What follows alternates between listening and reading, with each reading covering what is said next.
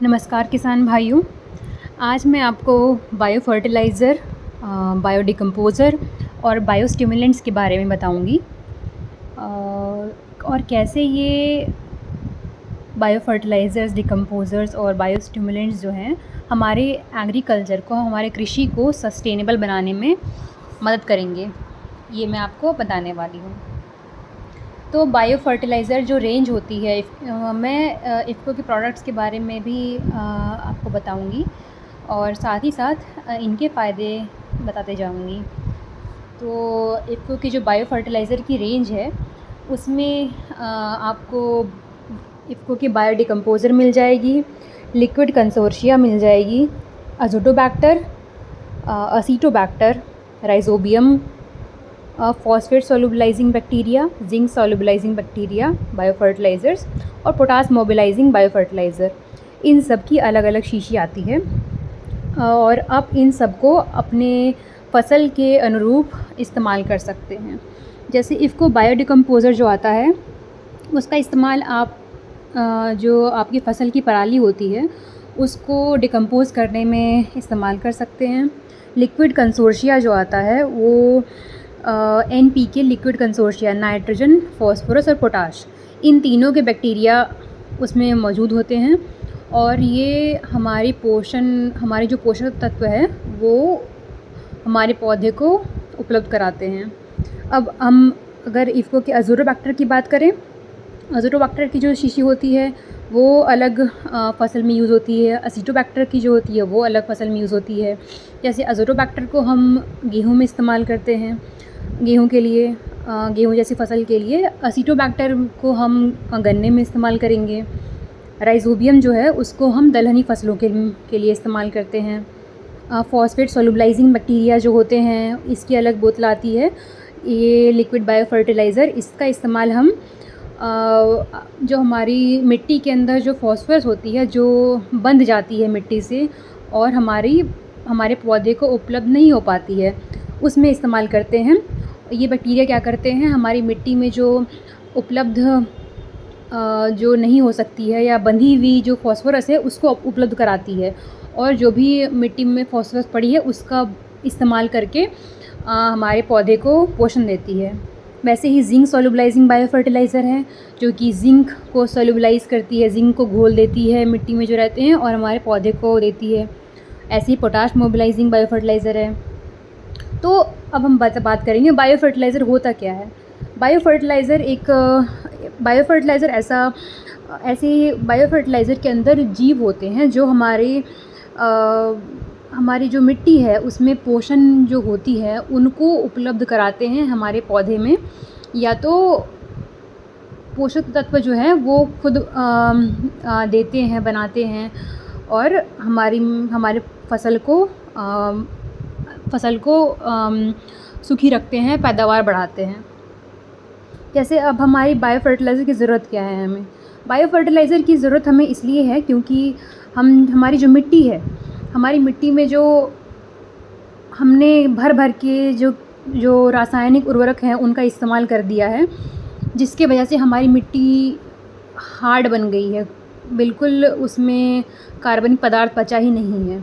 तो जब हम बायो फर्टिलाइज़र का इस्तेमाल करेंगे, इन जीवों का इस्तेमाल करेंगे, तो ये जीव जा कर के हमारी मिट्टी में कार्बनिक पदार्थ बढ़ाते हैं, ऑर्गेनिक कंटेंट बढ़ाते हैं और हमारी जो मिट्टी है उसको हार्ड से भुरभुरा सॉफ्ट बनाते हैं, जिससे हमारी जो मिट्टी की सेहत है वो अच्छी होती है, बेहतर होती है और साथ ही साथ हमारी फसल जो है वो भी अधिक गुणवत्ता वाली होती है।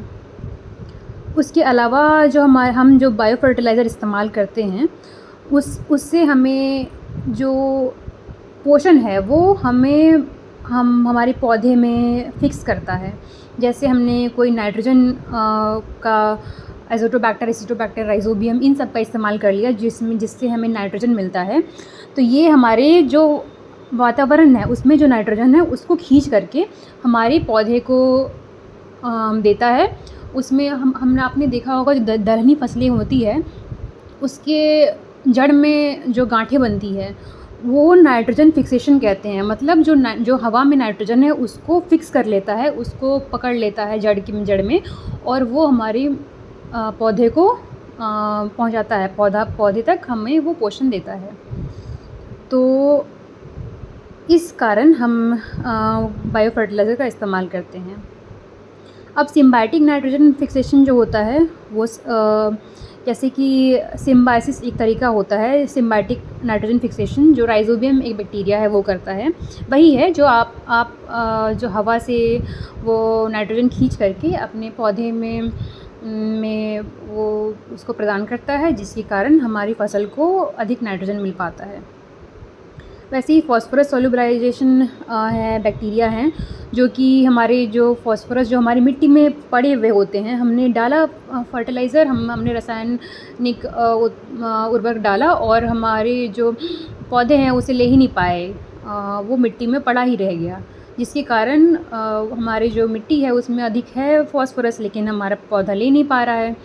तो हम अगर ये बायो फर्टिलाइज़र का इस्तेमाल करेंगे, जिसको फॉस्फोरस सोल्यूबलाइजिंग बायो फर्टिलाइज़र कहते हैं, तो वो जो अनअवेलेबल है, जो मिट्टी में पड़ा हुआ है, उसको हमारे पौधे को अवेलेबल कराता है, उसको हमारे पौधे को अच्छे से सूखने में मदद करता है। अब हम बात करेंगे बायो फर्टिलाइज़र के बारे में। 2 टाइप की होती है, 2 प्रकार की बायो फर्टिलाइज़र होती है। एक होती है कैरियर बेस्ड होती है, एक लिक्विड बेस्ड होती है। कैरियर बेस्ड मतलब हम जो आप जैसे मान लीजिए जो दानेदार होती है, और एक लिक्विड बेस्ड होती है जो तरल फॉर्म में मिलेगी आपको। तो जो दानेदार टाइप होती है वो सस्ती होती है, जो लिक्विड होती है वो महंगी होती है। लेकिन जो दानेदार वाली है उसमें हमें कम इन्वेस्टमेंट मिलता है, लिक्विड वाले में हमें ज़्यादा इन्वेस्टमेंट करना पड़ता है। लेकिन फ़र्क यहाँ आता है कि जो दानेदार होती है वो उसमें 6 महीने की सेल्फ़ लाइफ होती है, और लिक्विड वाली जो होती है तरल वाली, उसमें 2 साल तक हम उसको इस्तेमाल कर सकते हैं और वो लंबा चलती है। जो दानेदार वाली होती है वो टेम्परेचर सेंसिटिव होती है, और जो लिक्विड वाली होती है वो टेम्परेचर जो होती है थोड़ी टॉलरेट होती है, टॉलरेट कर लेती है टेम्परेचर। अगर आपका तापमान आपकी ऊपर नीचे होगी तो टॉलरेट कर लेगी। जो कैरियर बेस्ड होती है वो कंटामिनेशन उसमें हो सकता है, मतलब उसमें थोड़ा होता है ना, गंदगी लग जाए या कुछ और इन्फेक्शन प्रकार का हो जाए तो वो हो सकता है, लेकिन लिक्विड वाले में कंटामिनेशन नहीं होता है। कैरियर बेस्ड वाली जो होती है वो कम इफ़ेक्टिव होती है, और जो लिक्विड वाली होती है वो ज़्यादा इफ़ेक्टिव होती है। कैरियर बेस्ड वाली को हम हाई डोज़ में दे सकते हैं, और लिक्विड बेस्ड वाली को हमें कम डोज़ में ही उतनी मात्रा भरपूर हो जाती है। अब इफ़को की जो बायो फर्टिलाइज़र रेंज है उसके बारे में मैंने आपको बताया था। बायो फर्टिलाइज़र इतने प्रकार की हम देते हैं। अब हम बात करेंगे जो आपको किसी बारे में बताया था मैंने, इफ़को बायोडिकम्पोज़र के बारे में, अज़ुरोबैक्टर के बारे में, असीटोबैक्टर के बारे में, राइजोबियम के बारे में, जिंक सोल्यूबलाइजिंग बायो फर्टिलाइज़र और potash mobilising bio fertiliser, phosphorus के बारे में भी बताया था। तो अब जो इफ़को जो राइजोबियम आती है, राइजोबियम वाली जो बोतल आती है, वो राइजोबियम मैंने आपको बताया था दलहनी फसलों में हम इस्तेमाल करते हैं। तो कौन कौन सी दलहनी फसलें हैं जिसमें हम इस्तेमाल कर सकते हैं इफ़को के राइजोबियम बायो फर्टिलाइज़र को? वो है जो हमारी जो चना आती है, चना में इस्तेमाल कर सकते हैं। जो पिजन पी आता है, अरहर आता है, उसमें इस्तेमाल कर सकते हैं। मूंग में करते हैं, उड़द में, सोयाबीन में, ग्राउंड नट में, फ्रेंच बीन में, काउपी में, इन सब में इस्तेमाल कर सकते हैं। ये जो राइजोबियम है इसकी बोतल जो है हमें 50 से 200 केजी नाइट्रोजन प्रति हेक्टेयर हमें उपलब्ध कराती है, जिसकी वजह से जो हमारी उपज है 10 से 35% तक बढ़ जाती है। अब हम इफ़को अज़ुरोबैक्टर के बारे में बात करें तो इफ़को अज़ुरोबैक्टर जो है वो हमने बताया था आपको कि हम उसको गेहूं में इस्तेमाल कर सकते हैं, और वैसी फसल में तो हम गेहूं में या तो धान में, पैडी चावल में, कॉटन में, मस्टर्ड में, या तो हम मिलेट में, मक्का में, सोरगम में, चाय में, कॉफ़ी, टोबैको, रबड़, कोकोनट, इन सब में इस्तेमाल कर सकते हैं। और इसका इस्तेमाल करने से हमें 20 से 30 केजी नाइट्रोजन प्रति हेक्टेयर हमारी मिट्टी को मिलता है। और इससे जो उपज है उसकी बढ़ोतरी 10 से 15% तक हो जाती है। अब इसको एसिटोबैक्टर के बारे में बात करेंगे तो इसका इस्तेमाल हम गन्ने में करते हैं, शुगर में करते हैं, शुगर बीट में करते हैं और स्वीट पोटैटो में कर सकते हैं। ये 20 से 40 केजी नाइट्रोजन पर हेक्टेयर जो है हमारी मिट्टी में देती है, जिसकी वजह से इसकी जो यील्ड है वो 10 से 20% तक बढ़ जाती है। अब मैंने आपको इन सारे क्रॉप्स के बारे में बताया। अब मैं बात करूँगी इफ़को के फॉस्फेट सोलुबलाइजिंग बैक्टीरिया के बारे में। फॉस्फेट सोलुबलाइजिंग बैक्टीरिया जो हैं उनका इस्तेमाल आप सारी क्रॉप में कर सकते हैं, सारी फसल में कर सकते हैं।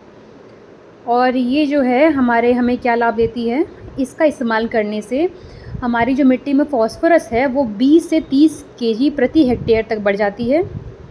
जो हमारी फसल को मिलती है 20 से 30 केजी प्रति हेक्टेयर हमारी फसल को फॉस्फोरस मिलेगी, जिससे जो हमारी फसल की जो उपज है वो 10 से 25% तक बढ़ जाती है।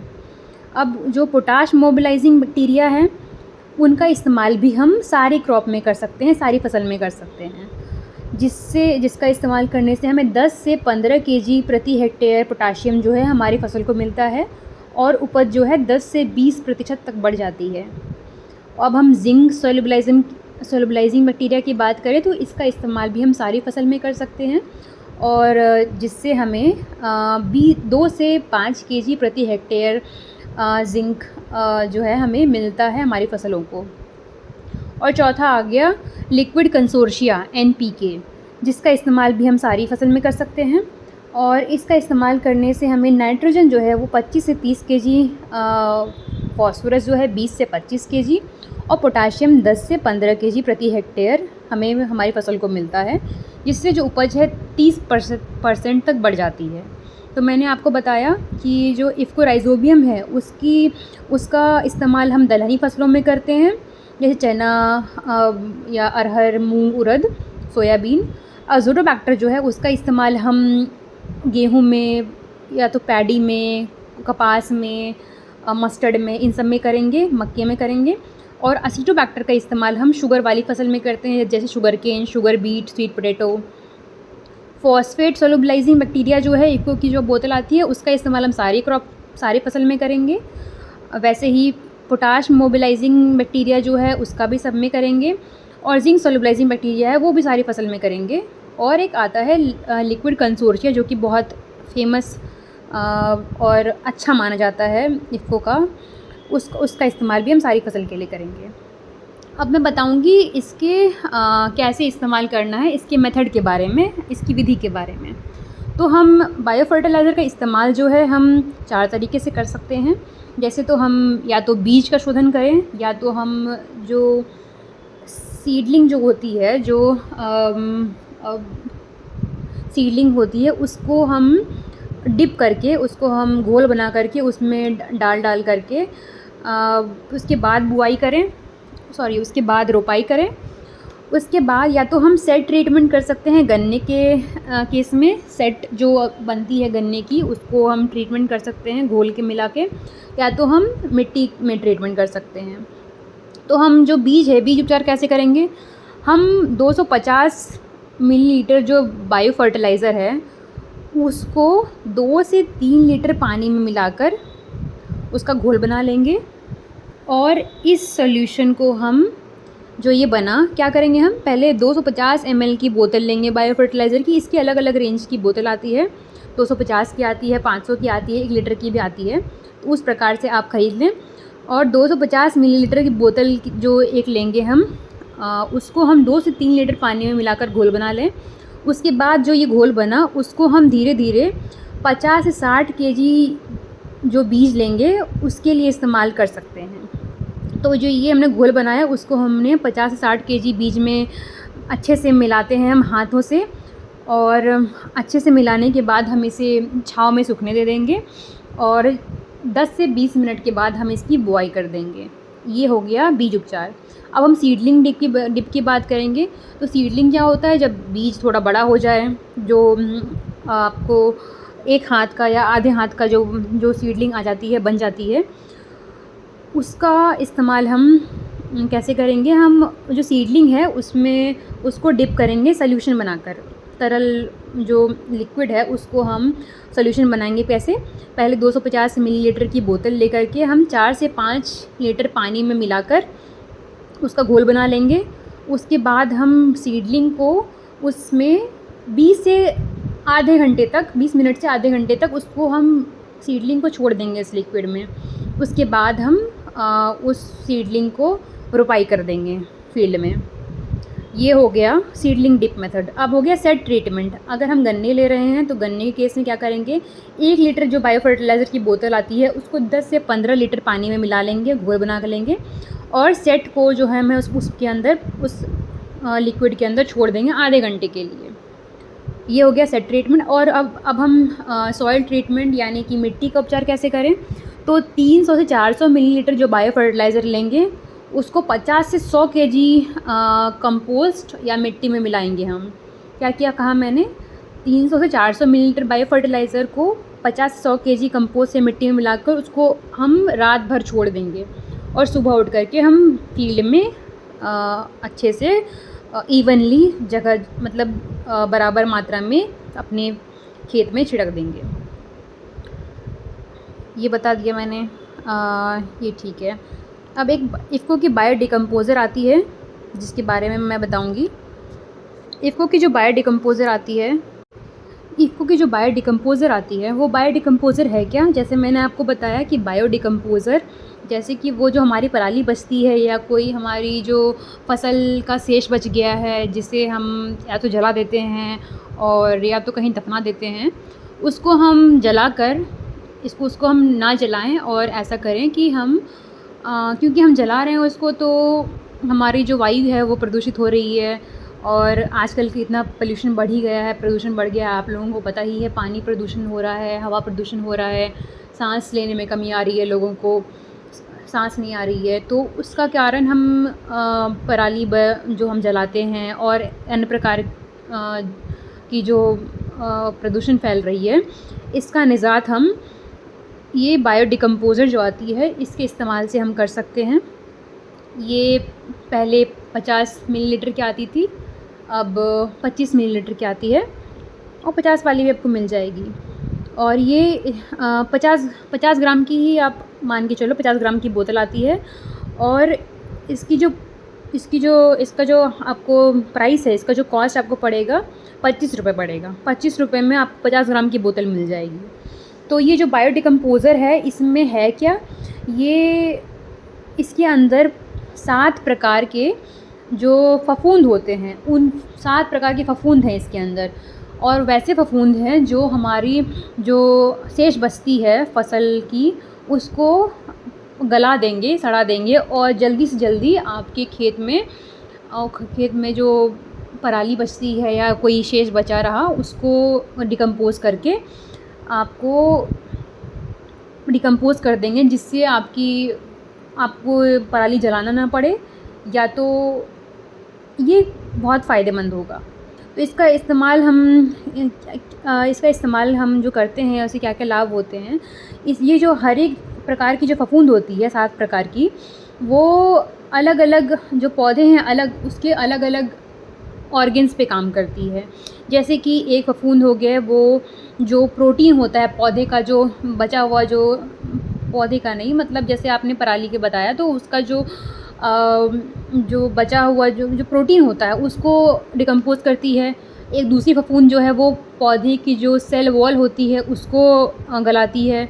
तीसरी जो है वो ऑर्गेनिक मटेरियल को गलाती है। चौथी जो है वो लिग्निन और कार्बोहाइड्रेट को गलाती है।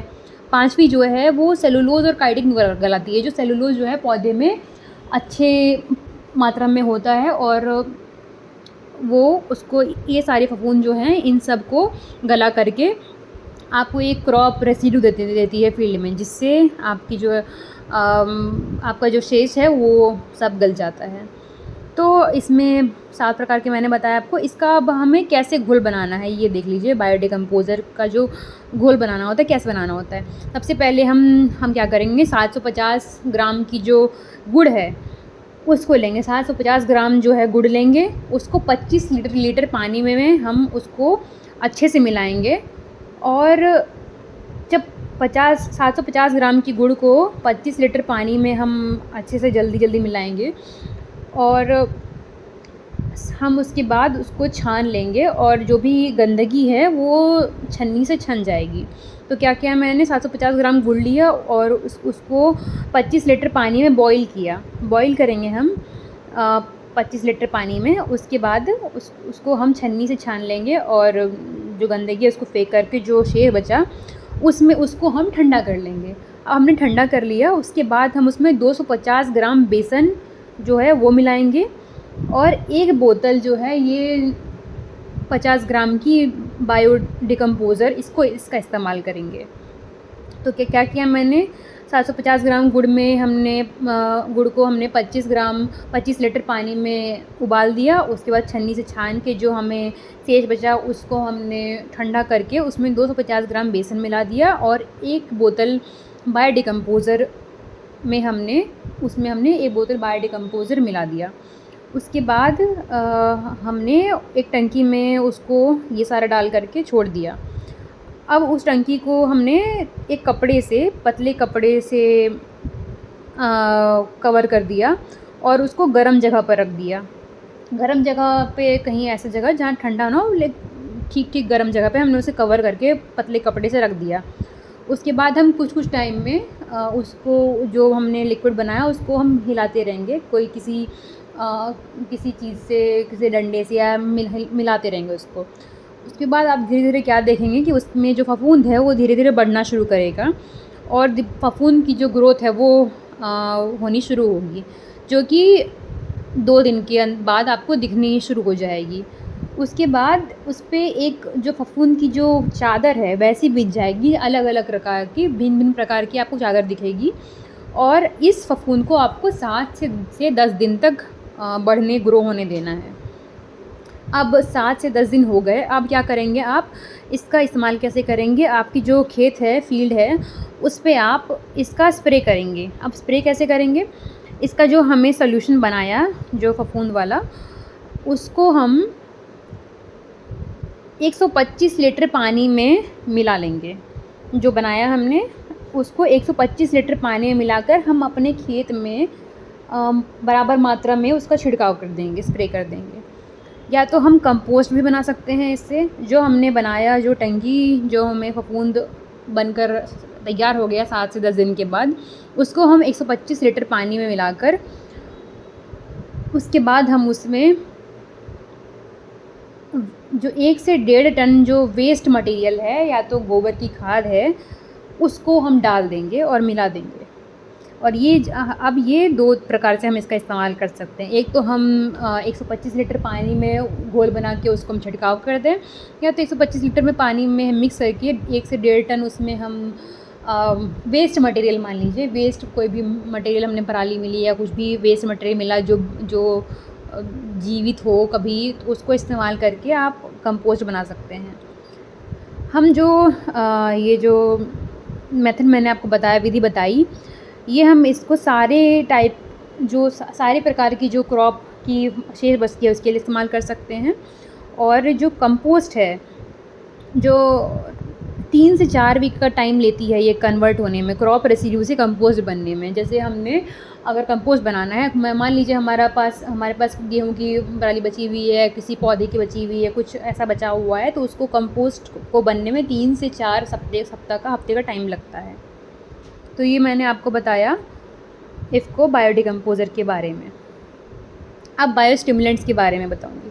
बायोस्टिमुलेंट्स क्या है? बायोस्टिमुलेंट्स जो होता है वो एक प्रकार का सीवीड होता है, मतलब जो समुद्र में जो वीड्स पाए जाते हैं वो होता है, जो कि एल्गी होते हैं, रेड और ब्राउन एल्गी, उससे बना होता है। अब इसकी ज़रूरत क्या है, ये क्यों हमें क्या लाभ देता है? इसका जो लाभ है हमें जो मैक्रो न्यूट्रिएंट्स होते हैं, अमाइनो एसिड होते हैं, ग्रोथ प्रमोटर्स होते हैं, जो विटामिन्स होते हैं, जो हम इंसान जो है, हम दूध लेकर के, खाना लेकर के, या कोई अलग प्रकार का जो फ्रूट्स खाते हैं, सब्जियां खाते हैं, उसको इस्तेमाल करके जो हम विटामिन और अमाइनो एसिड या न्यूट्रिएंट लेते हैं, वैसे ही ये बायोस्टिमुलेंट है वो सारा खाना जो है ये बायोस्टिमुलेंट के अंदर होता है। तो ये जो बायोस्टिमुलेंट है इसका भी हम अलग-अलग तरीके से इस्तेमाल कर सकते हैं। जैसे इसका बीज उपचार कर सकते हैं, या तो सीडलिंग से उपचार कर सकते हैं, परनी छिड़काव कर सकते हैं, या तो हम मिट्टी में इसको डाल करके मिक्स करके इस्तेमाल कर सकते हैं, या तो अगर आपकी खड़ी फसल है तो उसमें इस्तेमाल कर सकते हैं। साथ ही साथ हम ऑर्चार्ड या फिर आपने जो फसल फ्रूट्स लगाई है उनमें भी इस्तेमाल कर सकते हैं। तो इसकी जो इस सागरिका जो है बायोस्टिमुलेंट में, जो सागरिका है वो सागरिका नाम से आती है बायोस्टिमुलेंट। इसमें या तो आपको तरल बॉटल मिलेगा, तरल फॉर्म में मिलेगा, या तो आपको दानेदार मिलेगा। जो तरल वाली आती है वो 100 ml की, 250 ml की, 500 मिलीलीटर तक की आती है। और इसकी MRP है वो लगभग 75 रुपये, और 250 ml की 150 रुपये, और 500 ml की 285 रुपये तक आती है। जो दानेदार आती है वो 10 kg की बाल्टी, 10 kg का बोरा और 25 kg का बोरा आता है, और लगभग 550 रुपये की आपको जो बाल्टी पड़ेगी। 10 kg का जो बोरा है 450 रुपये का पड़ेगा, और 25 kg का जो बोरा है वो 1050 रुपये का पड़ता है। अब हमने क्या बताया, जो ये बायोस्टिमुलेंट है इसका ये जो है आपको क्या अनेक प्रकार की अमाइनो एसिड देती है, जैसे जिब्रेलिन, साइटोकाइनिन, ये सब देती है। और इसका जो बेनिफिट जो है, क्या लाभ है, इसका लाभ जो है आपको इंटरनल ग्रोथ, मतलब पौधे का जो ग्रोथ है और जो डेवलपमेंट होती है उसमें मदद करेगा। पौधे को जो उसकी जो न्यूट्रिएंट सोखने की क्षमता है उसको बढ़ाता है। साथ ही साथ बीमारियों से लड़ने में जो स्ट्रेस होता है, जो धूप, गर्मी और ज़्यादा जब बारिश नहीं होती है तो उससे लड़ने में भी मदद करता है। साथ ही साथ जो माइक्रोबियल पॉपुलेशन होती है, जैसे जो बहुत सारे मिट्टी में अनेक प्रकार के जीवाणु, कीटाणु होते हैं, उनसे मदद करने में भी मदद करता है। और ये आपकी जो रूट की, जो जड़ की जो ग्रोथ है, आपकी जो टिलरिंग होती है, जो कल्ले बनते हैं या फूल बनता है, फसल में जो फ्रूट्स बनते हैं, उन सबको मदद करने में, उन सबको बढ़ने में और स्वस्थ रखने में मदद करता है। तो इसका हम इस्तेमाल बायोस्टिमुलेंट जो आती है उसका इस्तेमाल, जो सागरिका आती है उसका हम अनेक प्रकार से इस्तेमाल कर सकते हैं। जैसे अगर हमें सीड ट्रीटमेंट करना हो, बीज शोधन करना हो, तो उसका हम 1 kg बीज में 2 से 3 मिलीलीटर सागरिका मिलाकर बीज शोधन कर सकते हैं। या तो अगर हमें सीडलिंग ट्रीटमेंट करना हो तो 1 लीटर पानी में हम 20 से 30 मिलीलीटर मिलाकर हम सीडलिंग सीडलिंग ट्रीटमेंट कर सकते हैं। अगर परनी छिड़काव करना हो तो 200 से 400 मिलीलीटर पर एकड़ हम उसको परनी छिड़काव कर सकते हैं। और कब करेंगे परनी छिड़काव? हम 3 स्प्रे में कर सकते हैं। पहला टिलरिंग स्टेज में कर सकते हैं, दूसरा जो छिड़काव है वो जब फूल आनी होती है उसके पहले इस्तेमाल कर सकते हैं, और जो तीसरा छिड़काव है वो हम फूल जब आ गई होती है उसके बाद करते हैं। अब मिट्टी में अगर इसका इस्तेमाल करना हो तो हम 8 से 10 kg जो हम सागरिका जो दानेदार वाली है उसका हम बीज बोने के टाइम में इस्तेमाल कर सकते हैं। अगर स्टैंडिंग खड़ी फसल है आपकी तो 15 से 20 दिन, जो बीज बोने के 15 से 20 दिन के बाद हम इसका इस्तेमाल कर सकते हैं। और ऑर्किड है या आपकी कोई फ्रूट्स वाली फसल है तो उसमें हम 100 से 150 ग्राम पर प्रति जो पेड़ है उसमें इस्तेमाल कर सकते हैं। तो मैंने आपको इफ़को की जो बायो फर्टिलाइज़र है, बायो डिकम्पोज़र है और बायोस्टिमुलेंट्स है, इसके बारे में बता दिया। आशा करती हूँ आपको समझ में आया होगा। धन्यवाद।